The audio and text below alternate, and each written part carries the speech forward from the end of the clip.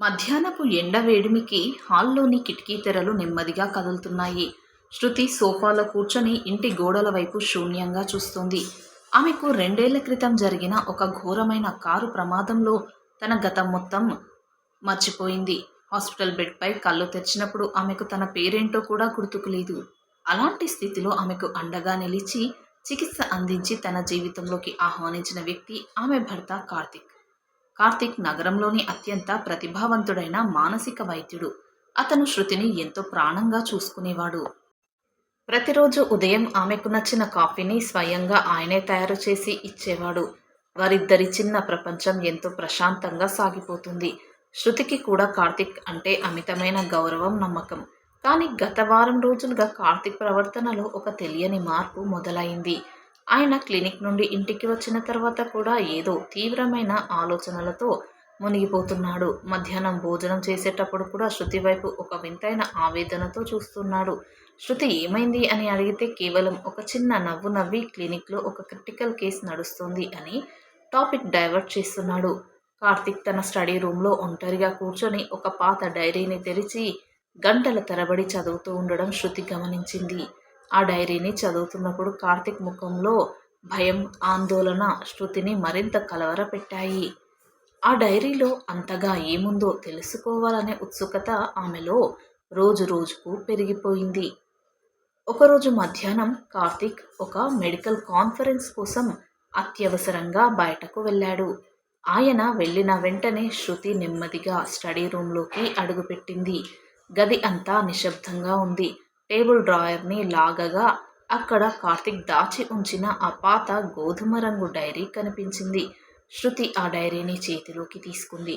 దానిపై ఎలాంటి పేరు రాసిలేదు. ఆమె మెల్లగా డైరీని పట్టుకొని తన బెడ్రూంలోకి వచ్చి తలుపు వేసుకొని చదవడం ప్రారంభించింది. ఆ డైరీలోని మొదటి పేజీ తిరగగానే ఆమె గుండె వేగం పెరిగింది. డైరీలోని మొదటి పేజీలో ఉన్న అక్షరాలు చాలా అందంగా ఉన్నాయి. ఆ డైరీని రాసింది ఒక మహిళ అని ఆమె రాసిన మొదటి 2 వాక్యాల ద్వారానే శృతికి అర్థమైంది. ఆ మహిళ తన భర్త వల్ల అనుభవిస్తున్న నరకాన్ని, మానసిక వేదనను ఆ పేజీలో వివరంగా రాసుకుంది. ఆమె భర్త సమాజంలో పెద్ద మనిషిగా చలామణి అవుతూ ఇంట్లో మాత్రం ఆమెను పిచ్చిదానిగా ముద్ర వేయడానికి ప్రయత్నిస్తున్నాడు అని అందులో ఉంది. రోజు రోజుకు ఆమెకు తెలియకుండా ఆహారంలో ఏవో మందులు కలుపుతున్నాడని ఆమె అనుమానిస్తుంది. ఆ మందుల వల్ల ఆమెకు మతిమరుపు, లేని వస్తువులు ఉన్నట్లు కనిపించే భ్రాంతి కలుగుతున్నాయని చాలా స్పష్టంగా రాసి ఉంది. శృతి ఆ పేజీలను చదువుతున్న కొద్దీ ఆమె ఒళ్ళు గగురు పొడిచింది. ఆ భర్త ఎంతటి క్రూరమైన మనస్తత్వం కలవాడో అని ఆమె మనసు అసహ్యించుకుంది. ఆ మహిళ తన భర్త నుండి తప్పించుకోవడానికి చేస్తున్న ప్రయత్నాలు, కానీ ప్రతిసారి తను దొరికిపోతున్న విధానాన్ని చాలా బాధాకరంగా వివరించింది. డైరీ మధ్యలోకి వచ్చేసరికి ఒక షాకింగ్ ప్లాన్ కనిపించింది. ఆ భర్త ఆమెను శారీరకంగా చంపకుండా మానసికంగా పూర్తిగా పిచ్చిది అని నిరూపించి ఆత్మహత్య చేసుకునేలా ఎలా ప్రేరేపించాలో అనే ఒక పద్ధతి ప్రకారం ప్లాన్ చేస్తున్నాడు. ఆ ప్లాన్ చదువుతూ ఉంటే శృతికి ఎందుకో తెలియని భయం పట్టుకుంది. ఇంతటి దారుణమైన మనుషులు కూడా ఉంటారా అని ఆమె కళ్ళల్లో కన్నీళ్లు తిరిగాయి. ఆ డైరీ రాసిన దురదృష్టకరమైన మహిళ ఎవరో, ఆమె ఇప్పుడు బ్రతికే ఉందో లేదో తెలుసుకోవాలని శృతికి తీవ్రమైన ఆరాటం కలిగింది. ఆమె వేగంగా డైరీ చివరి పేజీలకు వచ్చింది. ఆ ఆఖరి పేజీలో ఒక పెద్ద లేఖ లాగా రాసి ఉంది. శృతి ఆ లేఖ కింద ఉన్న పేరును, సంతకాన్ని చూసింది. ఆ పేరు చూడగానే శృతి చేతిలోని డైరీ కింద పడిపోయింది. ఆమె కాళ్ళు వణకడం మొదలుపెట్టాయి. ఎందుకంటే ఆ డైరీ చివరలో రాసి ఉన్న పేరు మరెవరిదో కాదు, శృతి అని ఉంది. దాని కింద ఉన్న సంతకం పక్కాగా శృతిదే. తనకు అసలు డైరీ రాసే అలవాటే లేదు. మరి తన సంతకంతో తన పేరుతో ఈ డైరీ ఇక్కడికి ఎలా వచ్చింది? తనను ప్రాణంగా చూసుకునే కార్తీక్ తనను చంపడానికి ప్లాన్ చేస్తున్నాడా అనే భయంకరమైన అనుమానం ఆమె మనసును ముక్కలు చేసింది. శృతి గదిలో కూర్చొని శ్వాస తీసుకోవడానికి కూడా ఇబ్బంది పడుతోంది. కళ్ళ ముందు ఉన్న నిజం ఆమెను ఊపిరి ఆడకుండా చేసేస్తుంది. కార్తీక్ తనను ఇంతగా మోసం చేస్తున్నాడా అని ఆమె మనసు నమ్మలేకపోతుంది. తనకు గతంలో జరిగిన ప్రమాదం కూడా కార్తీక్ చేసిన ప్లానేనా? అనే అనుమానం ఆమెను వేధించింది. ఒకవేళ కార్తిక్ తనను చంపాలనుకుంటే ఆ డైరీని తన స్టడీ రూమ్లో ఎందుకు దాచాడు? పోలీసులు పట్టుకుంటారని తెలిసి కూడా ఒక సైకియాట్రిస్ట్ ఇంత పెద్ద సాక్ష్యాన్ని ఇంట్లోనే ఎలా ఉంచుతాడు? శృతి మెదడులో వందల కొద్దీ ప్రశ్నలు తలెత్తాయి. కానీ లాజిక్ లేకుండా కార్తిక్ అంత పెద్ద తప్పు చేయడని ఆమెకు తెలుసు. ఏది ఏమైనా ఈరోజే దీనికి ఒక ముగింపు పలకాలి అని శృతి నిర్ణయించుకుంది. ఆమె ఆ డైరీని తీసుకుని హాల్లోకి వచ్చి సోఫాలో కూర్చుంది. సరిగ్గా అదే సమయానికి కార్తిక్ కాన్ఫరెన్స్ ముగించుకొని ఇంటికి వచ్చాడు. అతని ముఖంలో అప్పటికే చాలా అలసట, టెన్షన్ కనిపిస్తున్నాయి. హాల్లోకి రాగానే శృతి చేతిలో ఉన్న డైరీని కార్తిక్ చూశాడు. అతని ముఖంలోని రంగు ఒక్కసారిగా మారిపోయింది. చేతిలోని కార్ కీస్ కింద పడిపోయాయి. శృతి లేచి నిలబడి డైరీని టేబుల్పై గట్టిగా విసిరి కొట్టింది. ఎవరు నేను? ఈ డైరీలో రాసి ఉన్న విషయాలు ఏంటి కార్తిక్? నన్ను పిచ్చిదానిగా చేసి చంపాలనుకుంటున్నావా? సమాధానం చెప్పు అని గట్టిగా నిలదీసింది.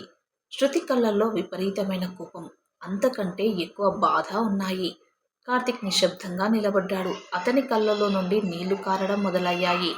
అతను శృతి వైపు ఒక్క అడుగు వేసి, నువ్వు అనుకుంటున్నది నిజం కాదు శృతి. నేను నిన్ను చంపాలనుకోవడం లేదు. నిన్ను కాపాడుకోవడానికే నేను ప్రతిరోజు ఈ డైరీని చదువుతున్నాను అని దీనంగా అన్నాడు. శృతి ఆ మాటలను నమ్మలేదు. నా పేరుతో, నా సంతకంతో ఉన్న ఈ డైరీని చదువుతూ నన్ను కాపాడుతున్నావా? నన్ను మూర్ఖురాల్ని చేయకు అని గట్టిగా అరిచింది. కార్తిక్ సోఫాలో కూర్చొని తన తలని చేతుల్లో దాచుకొని ఏడవడం మొదలుపెట్టాడు. హాల్ అంతా ఒక వింతైన నిశ్శబ్దం అలుముకుంది. కార్తిక్ మెల్లగా తలపైకెత్తి శృతి వైపు చూశాడు. శృతి, నీకు 2 ఏళ్ల క్రితం ప్రమాదం జరిగి గతం మర్చిపోయావని తెలుసు కదా.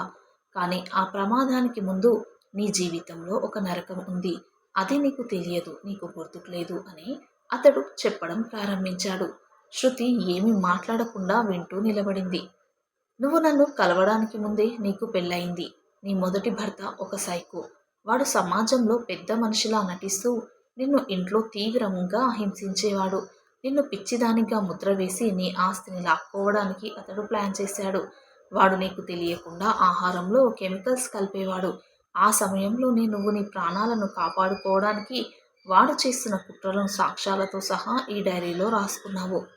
ఆ డైరీలోని అక్షరాలు, సంతకం అన్నీ నీ మొదటి భర్త కాలం నాటివి అని కార్తిక్ వివరించాడు. శృతి ఆశ్చర్యంతో నోరు వెళ్ళబెట్టింది. కార్తిక్ కన్నీళ్లు తుడుచుకుంటూ ముందుకు సాగాడు. ఒకరోజు వాడు నిన్ను పూర్తిగా చంపడానికి ప్లాన్ చేసినప్పుడు నువ్వు అతడి నుండి తప్పించుకోవడానికి రోడ్డుపైకి పరిగెత్తావు. ఆ క్రమంలోనే నీకు ఆ పెద్ద కారు ప్రమాదం జరిగింది. ఆ ప్రమాదంలో నీ మొదటి భర్త చనిపోయాడు.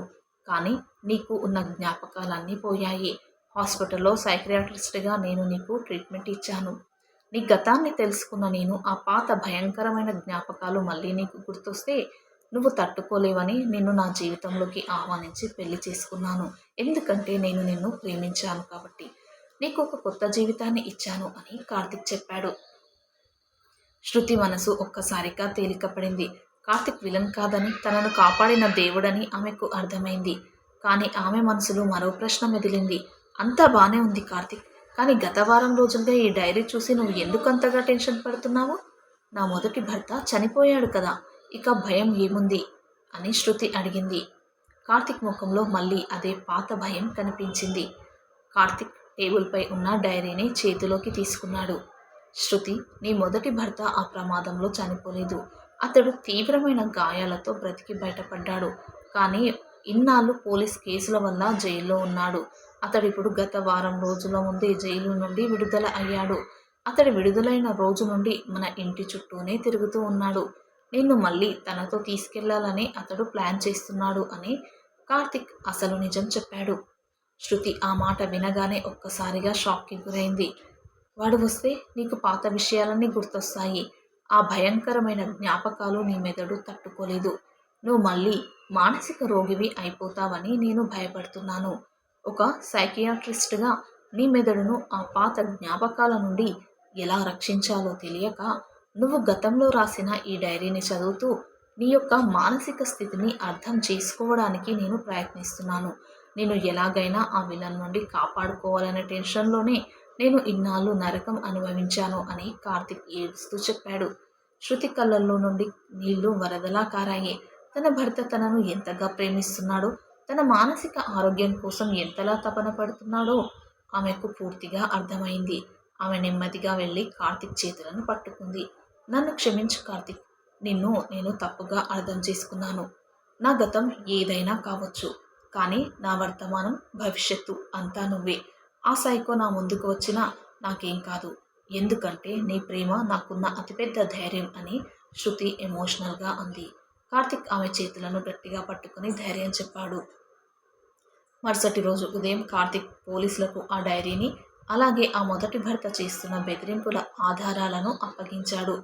పోలీసులు ఆ సైకోను మళ్ళీ అరెస్ట్ చేసి శాశ్వతంగా జైలుకు పంపించారు. ఆ ఇంటిపై ఉన్న పాత భయాలు, నీడలు పూర్తిగా తొలగిపోయాయి.